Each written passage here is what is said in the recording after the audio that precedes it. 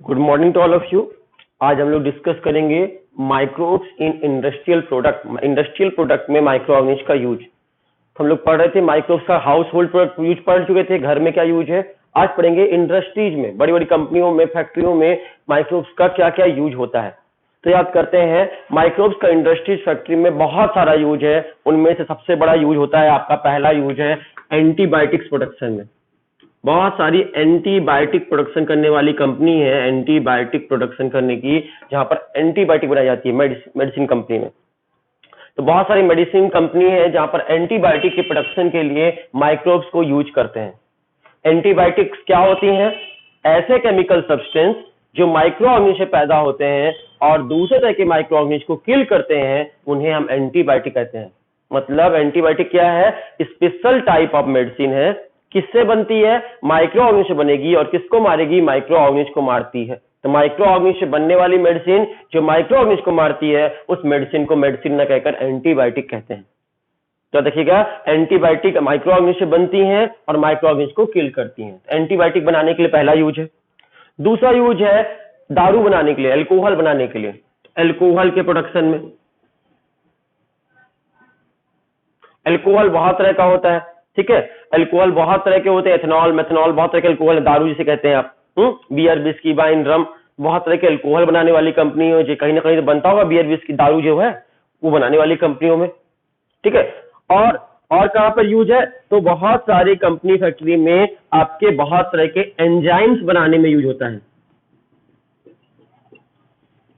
बहुत तरह के केमिकल्स बनाने में यूज होता है, और बहुत तरह के बायोएक्टिव कंपाउंड बनाने के लिए यूज होता है। इस तरह बड़ी बड़ी कंपनियों में केमिकल बनाने के लिए, एंजाइम्स बनाने के लिए, दारू बनाने के लिए, अल्कोहल बनाने के लिए और एंटीबायोटिक बनाने के लिए माइक्रो ऑर्गेनिज्म का यूज किया जाता है। कि माइक्रो ऑर्गेनिज्म की यूज है। एक एक करके स्टार्ट करते हैं। सबसे पहले स्टार्ट करते हैं अल्कोहल से। अल्कोहल बनाने वाली कंपनी को कहते हैं बेवरेज कंपनी के नाम से भी जानते हैं। BEVERAGE, beverage. बेवरेज का मतलब होता है ड्रिंक, अल्कोहल। तो आपको बताते हैं फर्मेंटेड बेवरेज। फर्मेंटेड बेवरेज का मतलब हुआ अल्कोहल, दारू। और फर्मेंटेड बेवरेज बनाने के लिए माइक्रो ऑर्गेनिज्म का यूज किया जाता है। फर्मेंटेशन करने के लिए माइक्रो ऑर्गेनिज्म का यूज किया जाता है, और माइक्रो ऑर्गेनिज्म फर्मेंटेशन कर देते हैं, और फर्मेंटेशन के दौरान जो ड्रिंक बनती है उसे अल्कोहल कहते हैं। और वो अल्कोहल का नाम कुछ भी हो सकता है। वो हो सकता है बियर हो सकती है, ठीक है, वाइन हो सकती है, विस्की हो सकती है,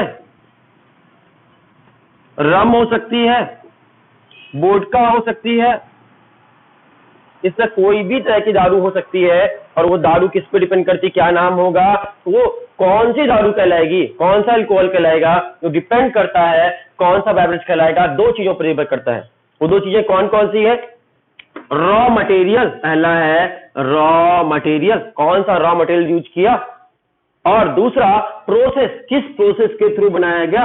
प्रोसेस डिपेंड करता है किस प्रोसेस के थ्रू बनाया गया, वो भी डिपेंड करता है कि वो क्या बनेगा। सभी बनेंगे फर्मेंटेशन के दौरान ही, लेकिन डिपेंड करता है कि कैसे बनाया गया। याद रखिएगा, प्रोसेस की जब बात करते हैं तो बियर और वाइन, याद रखिए, पहले ये समझिएगा, आपको ये समझा देते हैं कि जब, ध्यान समझिएगा, आपका कोई भी रॉ मटेरियल हो सकता है। रॉ मटेरियल में बस ये याद रखिएगा, माल्टोज होना चाहिए या फ्रूट जूस होना चाहिए। माल्टोज सीरियल हो सकते हैं रॉ मटेरियल, या फिर फ्रूट जूस हो सकता है, कोई फलों का रस हो सकता है। और ये फ्रूट जूस या माल्टेड सीरियल्स जो है, इनका जब इनसे बनाया जाता है, दारू बनाया जाता है, याद करिए कैसे बनता दारू। ग्लूकोज होगा, ग्लूकोज का फर्मेंटेशन होगा, और फर्मेंटेशन के दौरान क्या बनेगा? एथेनॉल बनता था। आपको याद करिए, फर्मेंटेशन पढ़ाया होगा आपने। ग्लूकोज के एनारोबिक रेस्पिरेशन से, फर्मेंटेशन से आपका एथेनॉल का फॉर्मेशन होता है, अल्कोहल का फॉर्मेशन होता है। तो अल्कोहल बनेगा। कौन बनाएगा? फर्मेंटेशन करने का काम कौन करता है? तो सभी को पता है, फर्मेंटेशन करने का काम ईस्ट करता है, और ईस्ट फर्मेंटेशन करेगा, दारू बनाएगा। और अल्कोहल के बारे में आपको ये पता है, अभी कोरोना वायरस चलते सभी को पता है कि अल्कोहल को हैंड सैनिटाइजर में यूज करते हैं। सैनिटाइजर जो आपको यूज करते हैं घर पे, उसमें क्या होता है? अल्कोहल होता है। अल्कोहल क्या करता है? माइक्रोब्स को मारता भी है। किल करता है। इसीलिए कोरोना वायरस को मारने के लिए, किल करने के लिए, माइक्रो ऑर्गेनिज्म को किल करने के लिए हम क्या कर रहे हैं, हाथ में सैनिटाइजर बार बार लगाते हैं, अल्कोहल लगाते हैं। मतलब अल्कोहल सैनिटाइजर के काम में भी आता है। तो ईस्ट कौन बना रहा है, अल्कोहल फर्मेंटेशन कौन कर रहा है, ईस्ट कर रहा है। और जब ईस्ट फर्मेंटेशन करता है तो फर्मेंटेशन के दौरान क्या बनता है, ईस्ट से अल्कोहल बनता है। तो बताओ ये अल्कोहल बना, ये अल्कोहल इसी ईस्ट को मारने नहीं लगेगा, क्योंकि अल्कोहल क्या है, माइक्रोब्स को किल करता है। इसी ईस्ट में पॉइजनिंग शुरू हो जाएगी, ज्यादा अल्कोहल बन जाएगा। अगर बहुत ज्यादा अल्कोहल बना, अगर अल्कोहल का परसेंट 13% से ज्यादा हुआ, कितना परसेंट, 13% से ज्यादा अल्कोहल बना तो ये ईस्ट पॉइजनिंग हो जाएगी और ईस्ट खुद ही मर जाएगा अपने ही बनाई चीजों से, खुद के अल्कोहल से खुद मरने लगेगा। अगर कंसंट्रेशन 13% से ज्यादा हो गया तो अल्कोहल कंसंट्रेशन 13% से कम बनाना है, कुछ नहीं करना पड़ेगा, कोई टेंशन की बात नहीं है। सिर्फ आपको क्या करना है, फर्मेंटेशन करके बनाइए। और फर्मेंटेशन करके जब दारू बनती है, अल्कोहल बनता है, तो वो कितने परसेंट बनता है, लेस देन 13%। 13% से कम बनेगा, इससे ज्यादा का दारू आप फर्मेंटेशन से दौरान नहीं बना सकते। ठीक है, ये बात जान लीजिए कि फर्मेंटेशन से 13% से ज्यादा दारू नहीं बन सकती। क्यों नहीं बन सकती, अल्कोहल नहीं बन सकती, बिकॉज आपका ईस्ट नाम का माइक्रो ऑर्गेनिज्म अल्कोहल बनाता है, और ईस्ट नाम का माइक्रो ऑर्गेनिज्म इससे ज्यादा कंसंट्रेशन का होगा, हाई कंसंट्रेशन का होगा, तो ईस्ट खुद ही मर जाएगा। तो अब सोचो कि अब बनेगा कैसे। किसी को मान लो कि आप में से तो नहीं, मान लीजिए कोई एक बेबड़ा है, कोई शराबी है और उसको दारू पीने का शौक है, तो कहता है हम 13% दारू नहीं पियेंगे, हम प्योर दारू पियेंगे, 50% पियेंगे, 40% पियेंगे, इतना कम नहीं पियेंगे परसेंटेज वाला। ठीक है, तो बताओ ज्यादा कंसंट्रेशन का दारू मार्केट में कैसे बनता होगा, जब इसे बना ही नहीं सकते ऐसे। तो बड़ा सिंपल तरीका है, आपको पता है डिस्टिलेशन, आपने केमिस्ट्री में पढ़ा होगा, डिस्टिलेशन वर्ड पढ़ा होगा। डिस्टिलेशन क्या होता है, डिस्टिलेशन कुछ भी नहीं होता है। आपका क्या करेंगे, कोई भी एक बर्तन लेंगे, कांच का बर्तन, कोई भी तरह का बर्तन, और उस बर्तन में इस 13% दारू को रखेंगे, 13% अल्कोहल को इस बर्तन में रखेंगे। ठीक है, रखेंगे, नीचे से गर्म करेंगे, हीट देंगे। हीट देने की वजह से क्या होगा, आपका हीट देंगे तो आपका वेपर बनेगा, भाप बनेगा। और कौन का मेल्टिंग टेम्परेचर कम होगा, अल्कोहल जल्दी आपका एवापोरेट होगा या वाटर। तो पता होगा आपको कि अल्कोहल जल्दी पिघल जाता है, जल्दी आग पकड़ता है, इन्फ्लेमेबल होता है। अल्कोहल में आग लगाओगे, पेट्रोल की तरह आग लगती है प्योर अल्कोहल में। तो अल्कोहल जल्दी जल्दी गर्म होगा, तो पहले अल्कोहल गर्म होगा, अल्कोहल भाप बनकर उड़ने लगेगा, और उड़ने लगेगा अल्कोहल, और ये अल्कोहल जाकर अलग से बाद में कंडेंसेशन कर देंगे, और एक अलग से बीकर में यहाँ पर ये भाप उड़कर जाएगा, जब तक ठंडा हो जाएगा तो यहाँ पर कलेक्ट कर लेंगे, बूंद बाई बूंद इकट्ठा हो जाएगा। यहां पर जो अल्कोहल आएगा वो प्योर अल्कोहल आ जाएगा। क्यों, क्योंकि ये इवापोरेशन के दौरान आपका प्योर अल्कोहल वहां तक पहुंचा, मेल्टिंग टेम्परेचर कम होने की वजह से। तो पहले अल्कोहल इवापोरेट होगा, और इस घटना को डिस्टिलेशन के नाम से जानते हैं। तो याद रखिए, प्योर अल्कोहल बनाना या 13% ज्यादा अल्कोहल बनाना, तो कौन सी घटना करनी पड़ेगी, डिस्टिलेशन नाम की घटना करनी पड़ती है। डिस्टिलेशन वो इवेंट है जिसमें मोर कंसंट्रेटेड अल्कोहल बना सकते हैं। तो याद रखिए, 13% से कम अल्कोहल, बियर और वाइन में 13% से कम अल्कोहल होता है, इसलिए बियर और वाइन सिर्फ फर्मेंटेशन से बन जाते हैं। लेकिन विस्की, रम, वोडका, ये जितने भी तरह की आपकी दारू है, और तरह की ब्रांडी, ठीक है, ब्रांडी का नाम भी लिख देते हैं, क्यों छोड़ देते हैं इसको, BRANDY, ब्रांडी। ये जितने तरह की दारू है, ये सारे तरह की अल्कोहल का फॉर्मेशन, इनमें अल्कोहल कंसंट्रेशन 13% से ज्यादा होता है। इसलिए कैसे बनेंगे, पहले तो फर्मेंटेशन होगा, फर्मेंटेशन के बाद इसमें डिस्टिलेशन नाम की घटना करनी पड़ेगी।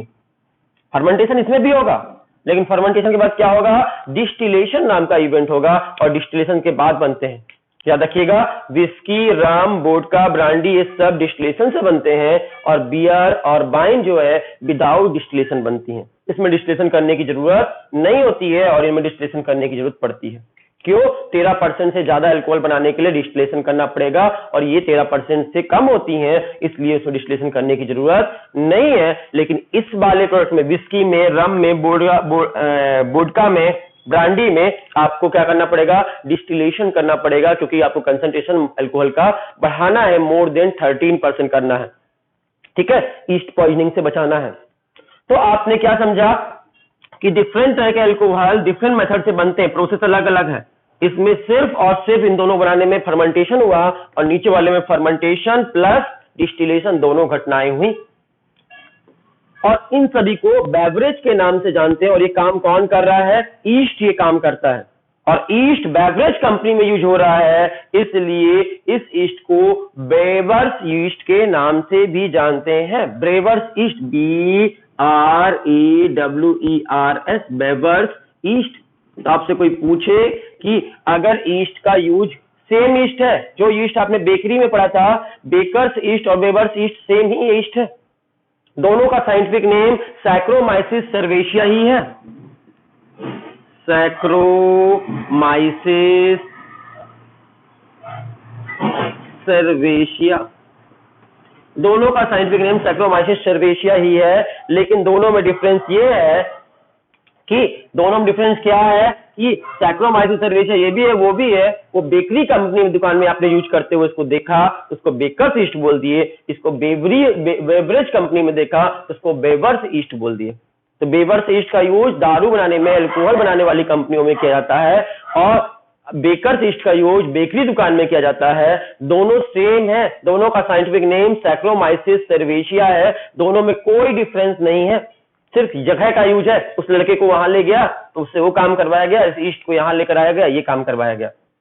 तो ईस्ट दारू बनाने के लिए प्राचीन जमाने से हमारे यहाँ ईस्ट को यूज किया जा रहा है फर्मेंटेशन करने के लिए। फर्मेंटेज नाम का एंजाइम होता है इसके अंदर। तो बात करते हैं, आपको इतना समझ में आया कि सैक्रोमाइसिस सर्वेशिया, जिसको बेवर्स ईस्ट कहते हैं, यही बनाता दारू। 13% तक दारू बना सकता है, अल्कोहल बना सकता है फर्मेंटेशन करके, एनारोबिक रिस्पायरेशन करके। और आगे चलते हैं तो आपको मालूम चला बियर और वाइन जो है विदाउट डिस्टिलेशन बनते हैं, जबकि विस्की, रम, वोडका और ब्रांडी आफ्टर डिस्टिलेशन बनते हैं। ये डिफरेंस समझ में आया। अब बात करते हैं रॉ मटेरियल की। किसके लिए कौन सा रॉ मटेरियल यूज किया जाता है कि आपकी बुक में नहीं है, एक्स्ट्रा नॉलेज के लिए आप जान लीजिए कि जो आपका बियर बनाई जाती है, बियर किससे बनती है आपको पता है? तो बियर बनती है आपकी जनरली आलू से, ठीक है। आपकी अलग अलग चीजों के लिए अलग अलग यूज किया जाता है। बार्ली से यूज करते हैं बियर के लिए, बार्ली यूज करते हैं, बार्ली नाम का अनाज, बार्ली से बनती है बियर, ठीक है। और आपका वोडका बनता है आलू से, पोटैटो से। अगर आलू से बनाई जाएगी तो वोडका कहलाएगा और बार्ली को यूज किया जाएगा तो बियर कहलाएगी, ठीक है। और रम किससे बनेगी? मोलासिस से, मोलासिस से बनाई जाएगी तो रम कहलाएगी। मोलासिस से बनाई जाएगी तो रम। वाइन किससे बनेगी? फ्रूट जूस से,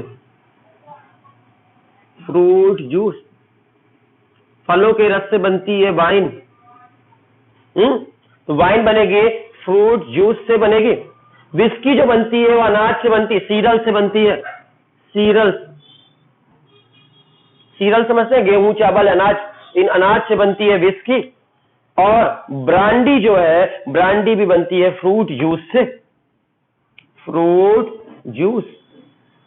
याद रखिएगा, रॉ मटेरियल किसी को जानना है कि बियर जो पीते हैं जो बच्चे, आप लोग तो नहीं पीते, अच्छे बच्चे हैं, लेकिन जो लोग पीते हैं वो बार्ली से बनाई जाती है, बार्ली को सड़ाकर, फर्मेंटेड कर। तो बार्ली के फर्मेंटेशन से बनती है बियर, फ्रूट जूस से बनती है वाइन, सीरल से बनती है विस्की और मोलासिस से बनता है रम, और आलू से बनता, पोटैटो से बनता है वोडका, और बार्ली से फ्रूट जूस से बनती है ब्रांडी। इस तरह अलग अलग रॉ मटेरियल यूज किए जाते हैं अलग अलग तरह के बेवरेज बनाने में। और ये यूज हो गया आपका माइक्रोब्स का बेवरेज कंपनी में क्या यूज है, ये समझ में आया। इसके बाद बात करेंगे बेवरेज कंपनी में, जब पढ़ लिया हमने अल्कोहल के बारे में पढ़ लिया, इसके बाद पढ़ेंगे कि माइक्रोब्स का किसमें यूज क्या पढ़ेंगे। अब अगला यूज पढ़ेंगे एंटीबायोटिक बनाने वाली कंपनी में क्या यूज है, और तीसरा पढ़ेंगे माइक्रोब्स का केमिकल, एंजाइम्स और अदर बायोटिक कंपाउंड बनाने में क्या यूज है। वो नेक्स्ट क्लास में हम लोग डिस्कस करेंगे एंटीबायोटिक के बारे में। Thank you.